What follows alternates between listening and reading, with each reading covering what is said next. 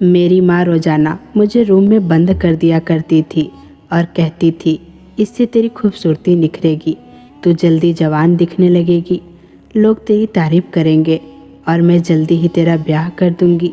मैं हैरान रह जाती और सोचती, माँ एक कैसी बातें कर रही है।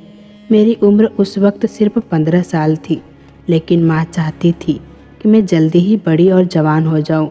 जब मैंने सवाल किया कि माँ आप ऐसा क्यों कर रही हो, तो उन्होंने कहा, तुझे अभी समझ नहीं है, ज़माना बदल गया है। इसीलिए वो हर दूसरे तीसरे दिन मुझे रूम में कैद कर देती थी। कई घंटों तक मैं वहीं बंद रहती, दम घुटने लगता। लेकिन धीरे धीरे मेरे मन में शक पैदा होने लगा कि जवान होने का यही तरीका है, तो फिर हर लड़की ऐसा क्यों नहीं करती। ये बात मुझे बिल्कुल अजीब लगती थी। इसी उलझन में एक दिन मैंने हिम्मत की और रूम से निकलने की कोशिश की। किसी तरह खिड़की काटकर बाहर आई तो मेरी आंखों के सामने जो नज़ारा था, उसने मेरे पैरों तले से ज़मीन खिसका दी। असल में मेरा बचपन तो बहुत सादा था। मैं खेल कूद में मस्त रहती थी। पापा मुझसे बहुत मोहब्बत करते थे, माँ भी थोड़ा बहुत ख्याल रखती थी, लेकिन रिश्तेदारों से हमारा कोई खास संपर्क नहीं था, क्योंकि पापा अपने भाइयों और घर वालों से दूरी बनाए रखते थे। हाँ, मेरे मामा जी कभी कभार स्कूल के बाहर मिल जाते और मुझे चॉकलेट देते। उन्होंने खुद को मेरा मामा बताया था और कहा था, बेटी डरने की ज़रूरत नहीं है। जब मैंने माँ को ये बात बताई तो उन्होंने कहा, हाँ उनसे मिला करो, वो अच्छे इंसान हैं, लेकिन ये बात पापा को कभी मत बताना, क्योंकि उन्हें तुम्हारे मामा बिल्कुल पसंद नहीं है। मैं मासूमियत से माँ की बात मान लेती थी। मेरा बचपन इन्हीं छोटी छोटी बातों और अनजाने रहस्यों में बीत रहा था। लेकिन जैसे जैसे मैं बड़ी हो रही थी, माहौल मुझे अजीब लगने लगा। माँ की शक्ति बढ़ती जा रही थी। मुझे लगता जैसे वो मेरी माँ नहीं बल्कि कोई और ही हो। पापा हमेशा प्यार जताते, जबकि माँ अपने ही तरीकों में उलझी रहती। हमारा गांव पुरानी परंपराओं और रीति रिवाजों को मानने वाला था। शायद इसी वजह से माँ ने एक दिन सख्त आदेश दिया, रूम में बंद हो जाओ। मैंने पूछा क्यों, तो उन्होंने गुस्से में कहा, जितना कहती हूँ उतना करो। और मैं हमेशा की तरह उनकी बात मान लेती थी। इसीलिए मैं रूम में बंद हो जाती थी।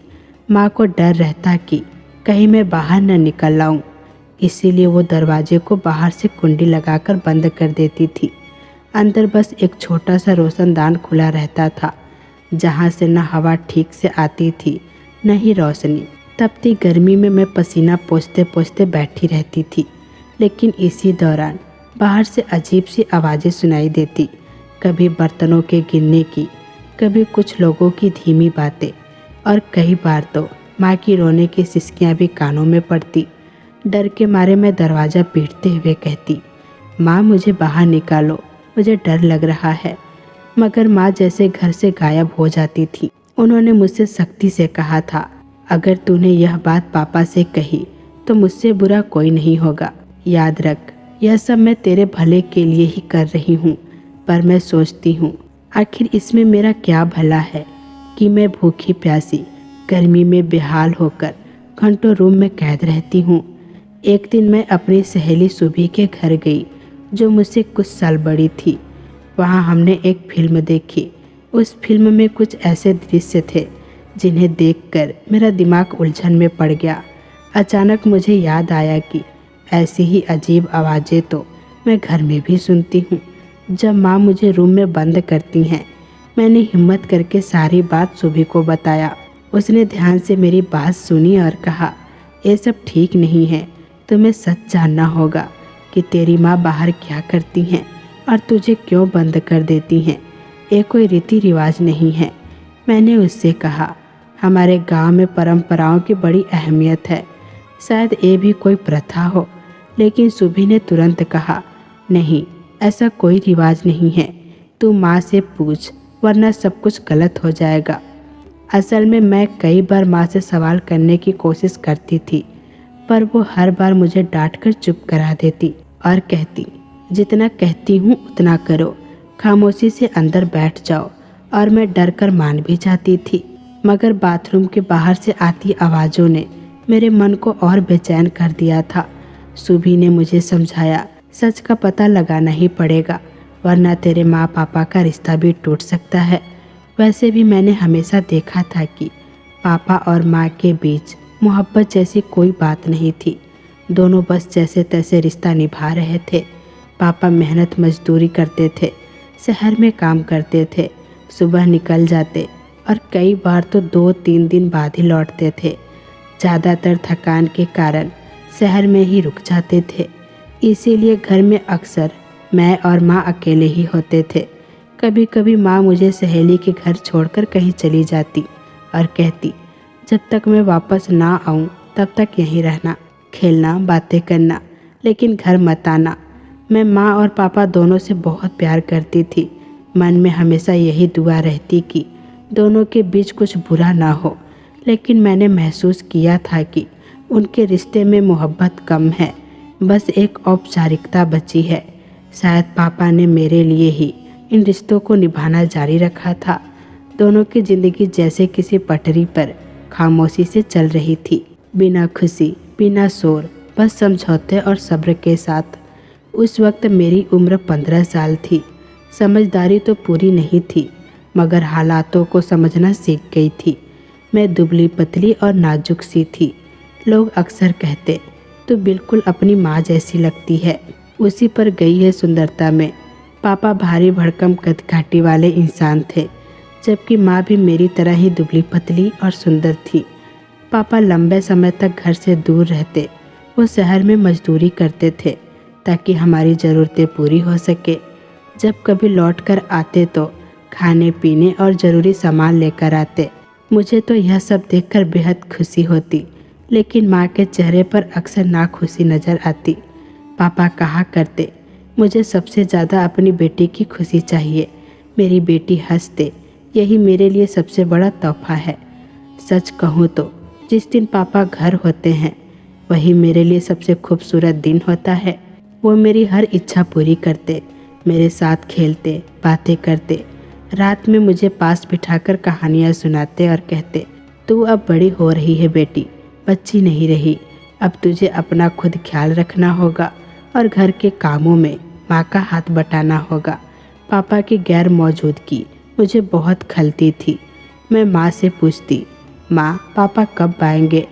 कभी तो माँ चुप रह जाती और जब मैं बार बार पूछती तो झुंझला कर कहती, मुझे क्या पता तेरा बाप कब आएगा, मुझे उनसे कोई मतलब नहीं।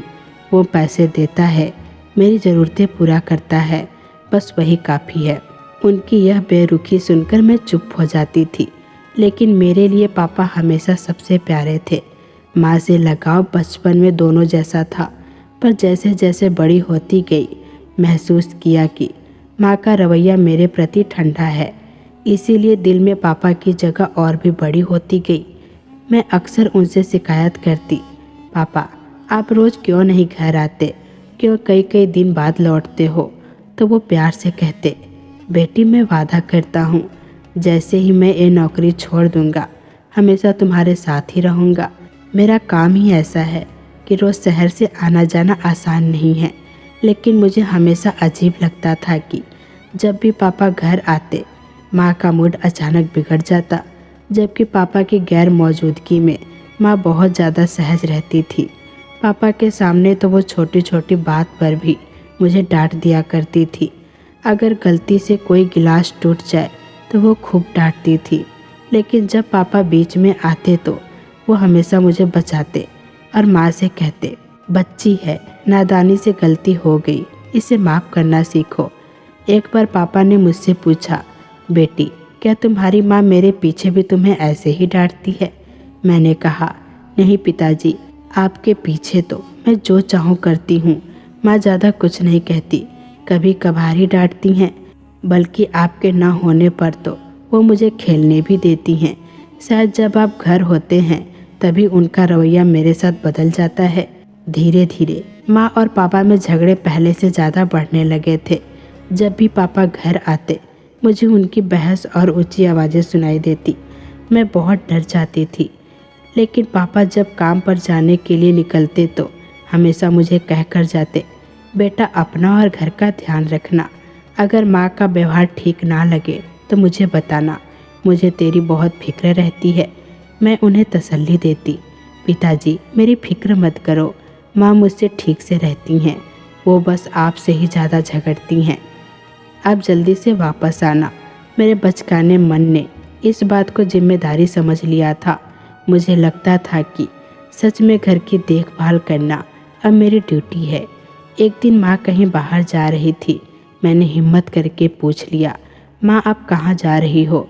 कल ही तो पिताजी सारा सामान लेकर आए थे, फिर बाजार जाने की क्या ज़रूरत है? मेरी बात सुनकर माँ भड़क गई। गुस्से में बोली, तू कौन होती है मुझसे ऐसे सवाल करने वाली? मैं तेरी माँ हूँ, तू मेरी माँ बनने की कोशिश मत कर। तू भी अपने बाप के साथ मिल गई है ना, हमेशा मुझ पर नज़र रखती रहती है। मुझे पता है तेरा बाप तुझसे कहकर गया है कि माँ पर ध्यान रखना, अब तू क्या मुझ पर नज़र रखेगी? उनकी ये बातें सुनकर मैं घबरा गई। मेरा कोई ऐसा इरादा नहीं था, लेकिन माँ ने मेरी मासूम बात का गलत मतलब निकाल लिया। गुस्से में उन्होंने मेरे गाल पर जोर से थप्पड़ मार दिया। मैं रोते रोते बैठ गई और माँ मुझे उसी हालत में छोड़कर चली गई। जाते जाते बस इतना कहा, दरवाज़ा अंदर से बंद कर लेना, मैं थोड़ी देर में आ जाऊंगी। लेकिन उनकी थोड़ी देर बहुत लंबी हो गई। मैं पूरा दिन घर में अकेली और उदास बैठी रही। शाम को जब माँ वापस आई तो उनका बर्ताव बदला हुआ था। उन्होंने मेरा रोता चेहरा देखा, मेरे पास आकर गाल पर हाथ फेरा और बोली, बेटी ऐसी बातें नहीं करते, मुझे माफ़ कर दे, मैं गुस्से में थी और तुझ पर हाथ उठ गया। आखिर तू मेरी बेटी है। मैंने कोई जवाब नहीं दिया, लेकिन उनके नरम लहजे से मुझे थोड़ी तसल्ली मिली। धीरे धीरे माँ का यही स्वभाव हो गया था, कभी बहुत सख्त तो कभी अचानक बेहद कोमल। पहले जब मैं छोटी थी तो अक्सर अपनी सहेली सुबह के घर खेलने चली जाती थी, तब माँ मुझे जाने भी देती थी। मगर जब से पापा ने कहा था कि घर और माँ का ध्यान रखना, तब से यह बात मेरे मन में गहराई से बैठ गई थी। मैंने खुद ही तय कर लिया कि अब मुझे घर पर रहना है। इसीलिए सुबह के घर अब मैं बहुत कम जाती थी। मुझे घर पर देखकर माँ बार बार कहती, तू अपनी सहेली के घर क्यों नहीं जाती? मैंने साफ कह दिया, अब मैं बड़ी हो गई हूँ माँ, रोज़ रोज़ नहीं जाऊँगी, कभी कभार ही जाऊँगी। तब से माँ रोज़ मुझे घर पर अकेला छोड़कर बाहर जाने लगी। उनकी यह आदत मुझे खटकती थी। एक दिन मैंने हिम्मत करके फिर पूछ लिया, माँ आप रोज़ कहाँ जाती हो? मुझे घर में अकेला क्यों छोड़ देती हो? इस पर माँ गुस्साई नहीं। उन्होंने गहरी सांस ली, मुझे पास बिठाया और कहा, देख बेटी, अब तू 15 साल की हो गई है, मैं तेरे लिए हमेशा परेशान रहती हूँ। मैंने हैरानी से पूछा, माँ आप क्यों परेशान होती हो? मैं तो आपको कोई तकलीफ़ नहीं देती, घर के काम करती हूँ, पढ़ाई में भी अच्छी हूँ, आपकी और पापा की हर बात मानती हूँ। माँ बोली, नहीं बेटी, मेरा मतलब वो नहीं है। क्या तूने अपनी सहेलियों को देखा है? वो कितनी जल्दी बड़ी हो रही हैं, कितनी तंदुरुस्त और खिले खिले लगती हैं, और तू तो अभी भी 8-9 साल की बच्ची जैसी लगती है। ना कद बढ़ रहा है, ना सेहत बन रही है। गांव की औरतें मुझे ताने देती हैं कि मैं अपनी बेटी को ठीक से खिलाती पिलाती नहीं। लोग कहते हैं कि तुम्हारी बेटी 15 साल की हो गई है, पर अभी भी नन्ही सी दिखती है। यही मेरी सबसे बड़ी चिंता है। मैंने उनकी बात गौर से सुनी। सचमुच मेरा कद छोटा था और मेरी सहेलियां मुझसे लंबी तगड़ी लगती थी। मेरे कपड़े अक्सर ढीले ढीले लगते, जबकि उन्हीं कपड़ों में वो खूब सुंदर दिखती थी। पर मैंने कभी इसे बड़ी समस्या नहीं माना था। मेरे लिए यह तो आम बात थी कि किसी का कद छोटा हो या बड़ा, कोई दुबला हो या मोटा। लेकिन माँ बोली, यह बात आम नहीं है। गांव में लड़कियों का जितनी जल्दी जवान होना उतना ही अच्छा माना जाता है। उनकी तारीफ होती है, औरतें आपस में बातें करती हैं। हमारी बेटियां तो 11 की होते होते 15 जैसी लगती है, और तुम्हारी बेटी रीमा तो 15 की होकर भी अभी तक बच्ची है। यही सुनकर मुझे शर्म आती है। मैं हैरान होकर सुनती रही। माँ आगे बोली, तुझे पता है, हमारे गांव में तो 15 साल के होते ही लड़कियों की शादी कर दी जाती है। मैं भी चाहती हूँ कि तेरी शादी जल्द हो जाए और मैं अपना फर्ज पूरा कर दूँ। इसीलिए मैं अक्सर डॉक्टर के पास जाती हूँ, तेरे बारे में उसी से चर्चा करती हूँ। उसने मुझे एक तरीका बताया है। उसका कहना है कि अगर हम वो तरीका अपनाएं तो 6 महीने में तू जवान दिखने लगेगी, तेरी सेहत बन जाएगी और शरीर भर जाएगा और लोग तेरी सुंदरता की तारीफ करेंगे। फिर तेरी शादी भी आसानी से हो जाएगी। माँ के मुँह से शादी का नाम सुनकर मैं सन्न रह गई। मैंने कहा, माँ, आपको मेरी शादी की इतनी जल्दी क्यों है? मैं तो अभी स्कूल में हूँ, सिर्फ 7वीं में पढ़ती हूँ और आप कह रही हैं कि मेरी शादी कर दो। माँ ने साफ कहा, अब तू पढ़ाई छोड़ दे। अपने पिता से भी कह देना कि अब तू स्कूल नहीं जाएगी। लड़कियों का असली काम शादी है, पढ़ाई लिखाई किसी काम की नहीं। जितनी जल्दी शादी हो उतना अच्छा। मैंने रोते हुए कहा, नहीं माँ, मैं अपनी पढ़ाई नहीं छोड़ूंगी और अभी शादी भी नहीं करूंगी। लेकिन माँ अपने फैसले पर अड़ी रही। उन्होंने कहा, सोच बेटी, तेरी जिंदगी का असली मकसद यही है। जितनी जल्दी जवान होगी उतनी जल्दी शादी होगी, फिर बच्चे होंगे और जब लोग तुझे देखेंगे तो कहेंगे, क्या बात है, ये तो बिल्कुल बच्चों की माँ जैसी लगती ही नहीं। माँ बोली, तू मुझे ही देख ले, अभी मेरी 15 साल की बेटी है, फिर भी लोग मुझे देखकर चौंक जाते हैं कि क्या सचमुच में मैं माँ हूँ। सब कहते हैं कि मैं अब भी जवान और सुंदर दिखती हूँ। मैं चाहती हूँ कि तेरे साथ भी यही हो। शादी और बच्चों के बाद भी तो उतनी ही जवान और आकर्षक लगे। उनकी बातें सुनकर मैं उलझ गई। समझ ही नहीं आ रहा था कि माँ आखिर कहना क्या चाहती हैं। मुझे लग रहा था जैसे वो मेरा दिमाग घुमा रही हों। असल में उनकी सारी बातें सिर्फ मुझे उनकी योजना मानने के लिए थी, कोई ठोस वजह उनमें नहीं थी। माँ ने आगे कहा, कल से हम एक खास तरीका अपनाएंगे। इससे तू धीरे धीरे इतनी जवान और सुंदर होती चली जाएगी कि पूरा गांव तुझ पर फिदा हो जाएगा। तेरी सहेलियां तुझसे जलेंगी कि तू अचानक इतनी प्यारी कैसे हो गई। मैं घबरा गई, सोचने लगी, यह कैसा तरीका है? क्या वाकई ऐसा हो सकता है? माँ ने विश्वास से कहा, हाँ बेटी, यह बिल्कुल सच है। मैंने कई और लोगों को यही करते देखा है और अब तेरी बारी है। फिर उन्होंने वो तरीका बताया जिसे सुनकर मेरे पैरों तले से ज़मीन खिसक गई। माँ ने कहा, कल से मैं तुझे रोज़ 3 घंटे के लिए रूम में बंद कर दूंगी। अगर तू वहाँ 3 घंटे रहेगी तो तेरे शरीर में बदलाव शुरू हो जाएगा और तू जल्दी जवान दिखने लगेगी। यही तेरे लिए ज़रूरी है, क्योंकि मुझे जल्द ही तेरी शादी करनी है। अगले दिन नाश्ता कराने के बाद लगभग 11 बजे माँ ने मुझे सचमुच रूम में बंद कर दिया। जाते जाते बोली, देख, जब तक घड़ी में 1 नहीं बजेंगे तुझे बाहर नहीं आने दूंगी। मैं घबरा गई, रोते हुए कहा, माँ, मुझे यह सब नहीं करना, प्लीज़ ऐसा मत करो। मैं जवान नहीं होना चाहती। इतनी गर्मी में 3 घंटे अंदर बंद रहकर मेरा दम घुट जाएगा। लेकिन माँ ने टाल दिया, ऐसा कुछ नहीं होगा। गर्मी लगे तो ठंडा पानी छिड़क लेना। मैं बुरी तरह डर गई, जोर जोर से दरवाज़ा पीटने लगी और चिल्लाने लगी, माँ, दरवाज़ा खोलो, मुझे डर लग रहा है। मैं इतने लंबे समय तक अंदर क्या करूँगी? माँ, तुम भी मेरे साथ आ जाओ, हम दोनों साथ रहेंगे। इतने में माँ हंसती, भला मैं अंदर क्यों आऊँ? मुझे तो इसकी ज़रूरत नहीं। मैं पहले ही जवान हूँ और अब बूढ़ी हो रही हूँ। यह तरीका सिर्फ तेरे लिए है। मैं चीख चीख कर दरवाज़ा पीटती रही, लेकिन माँ ने मेरी कोई बात नहीं मानी। मेरी आंखें आंसुओं से भर आई थी। कुछ देर बाद अचानक दरवाज़ा खुला। मैं समझी कि शायद माँ को मुझ पर दया आ गई है और अब मुझे बाहर निकाल देंगी।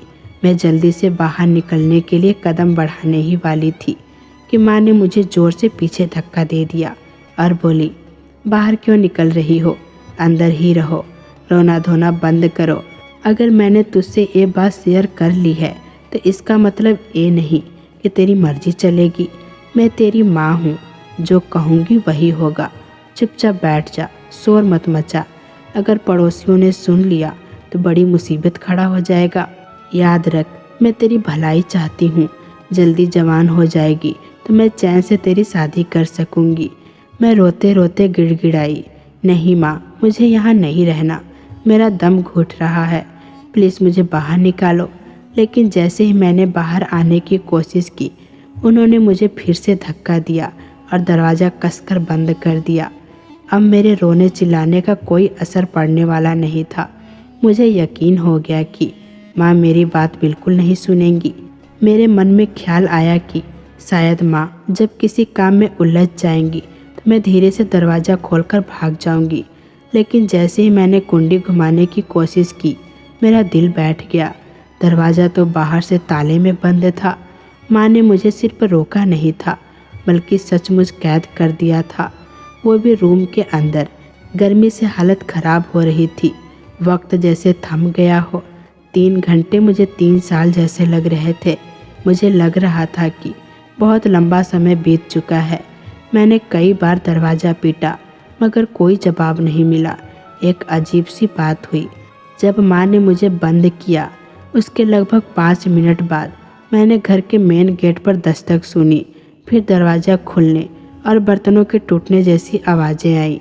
मैं डर गई, समझ नहीं पा रही थी कि बाहर क्या हो रहा है, क्योंकि मैं तो अंदर कैद थी। फिर भी मैंने हिम्मत करके आवाज़ लगाई, माँ अब बहुत देर हो गई है, दरवाज़ा खोलो। बाहर से माँ की आवाज़ आई, अभी तो सिर्फ 15 मिनट हुए हैं, चुपचाप बैठी रह।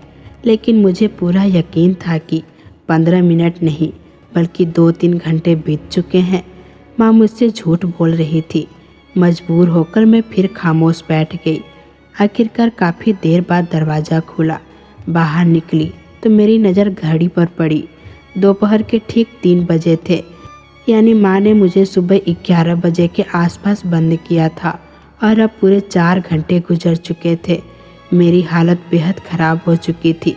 मैंने गुस्से और दुख से कहा, माँ आपने मेरे साथ ऐसा कैसे कर लिया? तो माँ बेपरवाह होकर बोली, पगली मत बनो, ये सब उसी तरीके का हिस्सा है, यही हम रोज़ करेंगे। इसे इलाज या टोटका मत समझना, सब्र रखो और सुन लेना। अगर तुमने यह बात अपने पापा को बताई तो तुम्हें जिंदा नहीं छोड़ूंगी।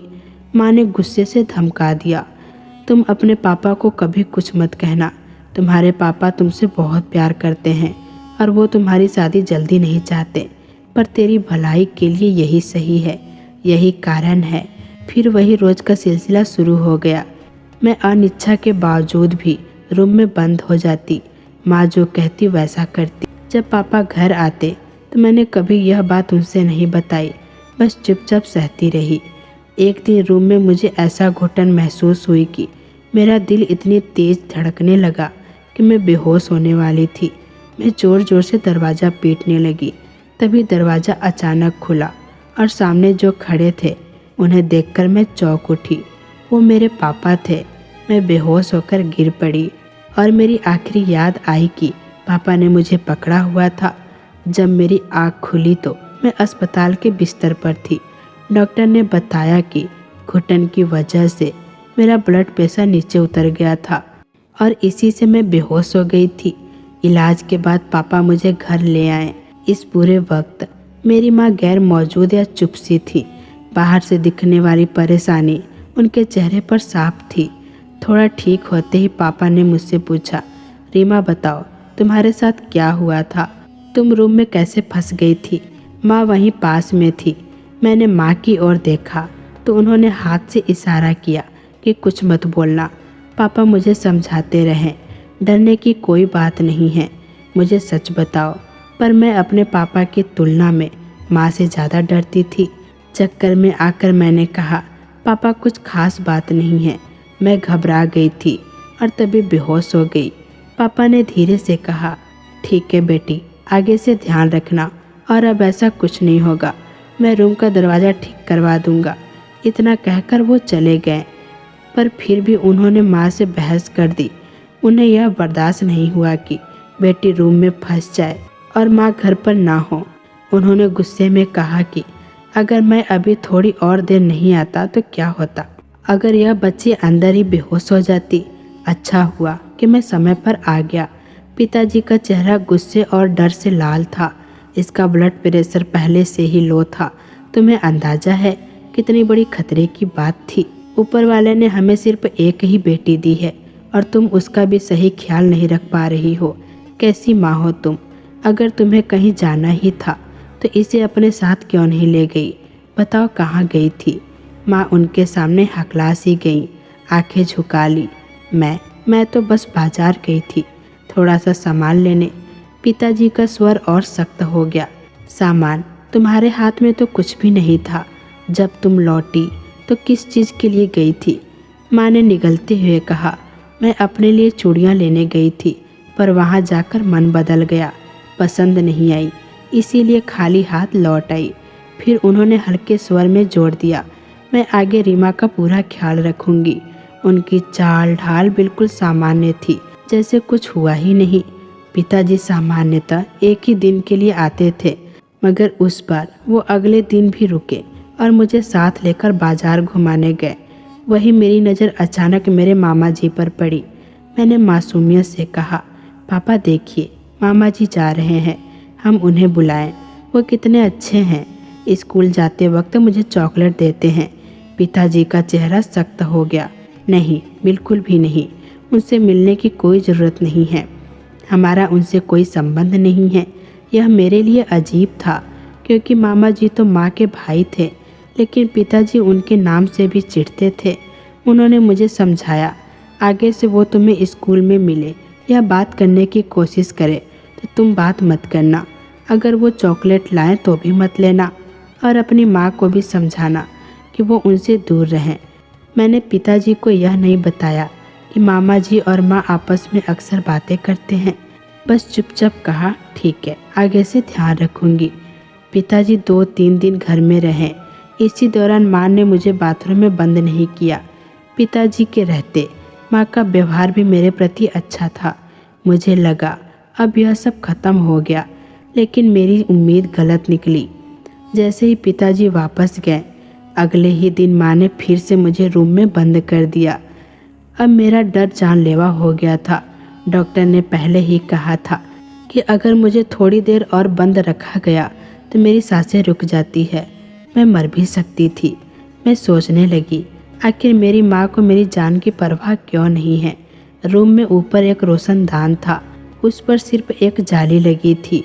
वो जाली अगर मैं किसी तरह निकाल देती तो वहाँ से बाहर निकल सकती थी, लेकिन जाली काटने के लिए मुझे कोई औजार चाहिए था। अगली सुबह मैंने सलीके से योजना बना ली।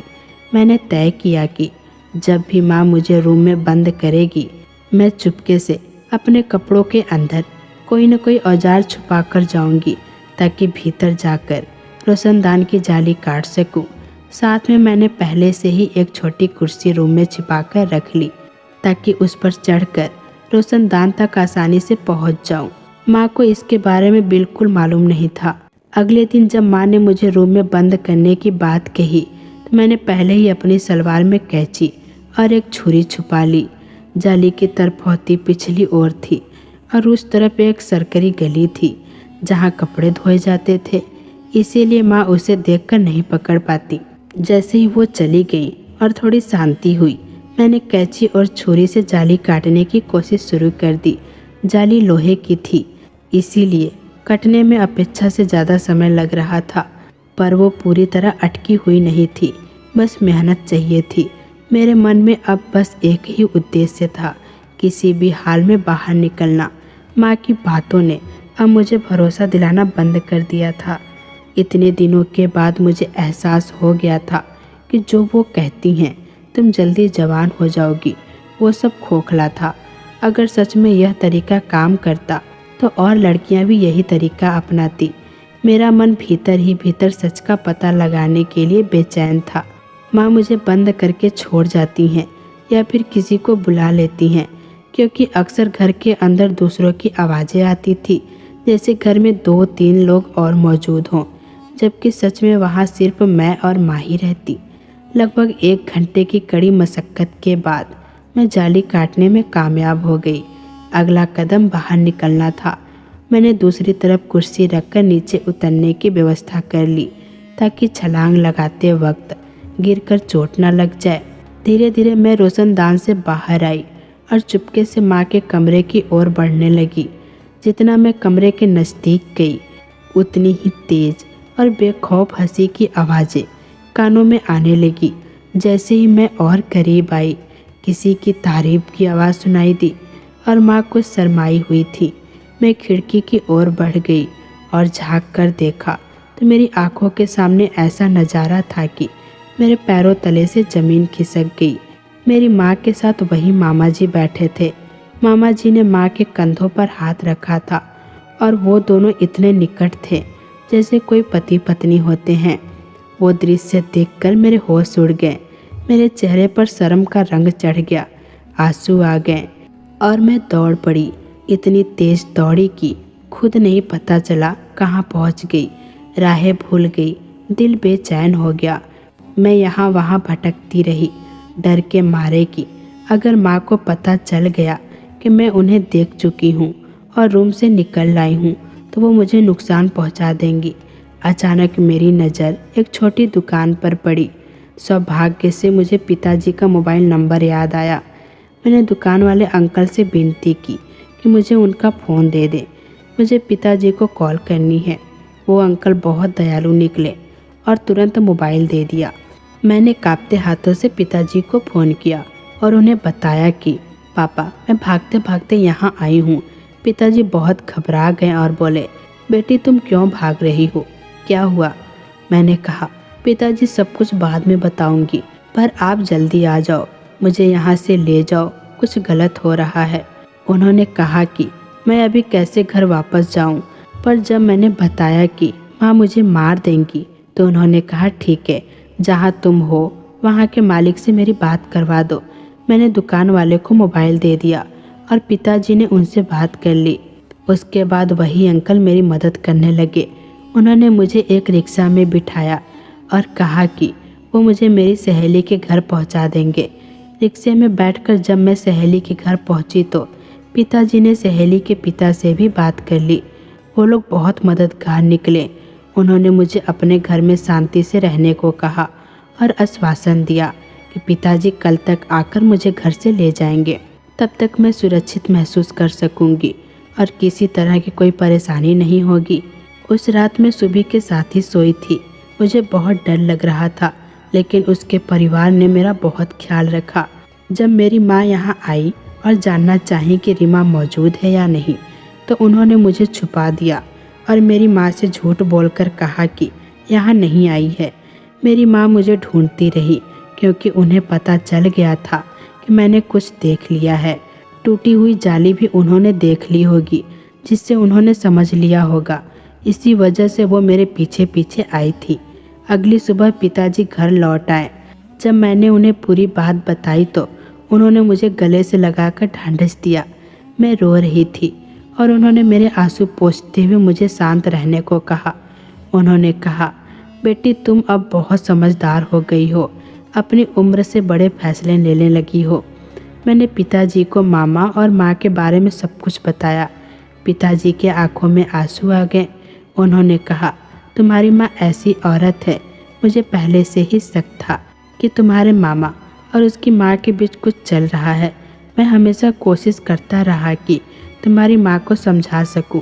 मुझे लगा था कि अब तुम हमारी ज़िंदगी में आ गई हो, शायद तुम्हारी वजह से वो कोई गलत कदम नहीं उठाएगी जिससे मुझे शर्मिंदगी उठानी पड़े। लेकिन नहीं, तुम्हारी माँ जैसी औरत कभी सुधर नहीं सकती। पिताजी ने मुझसे कहा, बेटी एक हफ्ता और यहीं रहो, एक हफ्ते बाद मैं तुम्हें लेने आऊँगा। मैंने उनकी बात मान ली और दोस्त के घर में रहना शुरू कर दिया। एक हफ्ते बाद पिताजी मुझे सचमुच लेने आए और घर वापस लेकर गए। घर पहुंचकर मुझे आश्चर्य हुआ कि माँ कहीं भी नहीं थी। जब मैंने यह सवाल पिताजी से पूछा तो उन्होंने समझाया, अब तुम्हारी माँ हमारे साथ नहीं रहेगी, शायद वो कभी तुमसे मिलने भी ना आए, लेकिन मैं हमेशा तुम्हारे साथ रहूँगा, तुम्हारा ख्याल रखूँगा और कभी तुम्हें अकेला नहीं छोड़ूंगा। सच यही था कि मेरे पिताजी ने अपनी पत्नी की बेवफाई के कारण उसे छोड़ दिया था। वो हमेशा के लिए अपनी ज़िंदगी से उन्हें हटा चुके थे। मुझे एक हफ्ते के लिए अपने दोस्त के घर पर इसीलिए रखा गया था ताकि पिताजी उन्हें तलाक देकर घर से निकाल सके और यह सब कुछ मेरी आंखों के सामने न हो। अगर यह सब कुछ मेरी नज़रों के सामने होता तो मुझे और भी ज़्यादा तकलीफ़ होती। मैं पिताजी के गले लग गई और समझ गई कि वो कितनी पीड़ा में हैं। तभी से पिताजी हमेशा मेरे साथ रहें। आज मेरी उम्र 21 साल की हो गई है और अब पिताजी मेरे लिए अच्छे रिश्ते तलाश कर रहे हैं। मैंने अपनी पढ़ाई पूरा कर लिया है। पिताजी ने मेरा बहुत ख्याल रखा, मेरी पढ़ाई पूरी करवाई और अब वो चाहते हैं कि मैं अपनी शादी करके अपने ससुराल जाऊं। जहां तक मेरी माँ का सवाल है, पिताजी से तलाक लेने के बाद वो कहाँ गई और उन्होंने क्या किया, यह मुझे नहीं पता। मैंने उन्हें और मामा जी को फिर कभी नहीं देखा। शायद उन्होंने आपस में ही शादी कर ली हो और यह गांव छोड़कर हमेशा के लिए चले गए हों। तो दोस्तों, उम्मीद करती हूँ कि आपको हमारी कहानी पसंद आई होगी। अगर कहानी पसंद आई हो तो वीडियो को लाइक ज़रूर करें और अगर आप हमारे चैनल पर नए हैं तो चैनल को सब्सक्राइब करें और नोटिफिकेशन बेल को ज़रूर दबाएं ताकि अगली अपडेट सबसे पहले आपको मिले। धन्यवाद।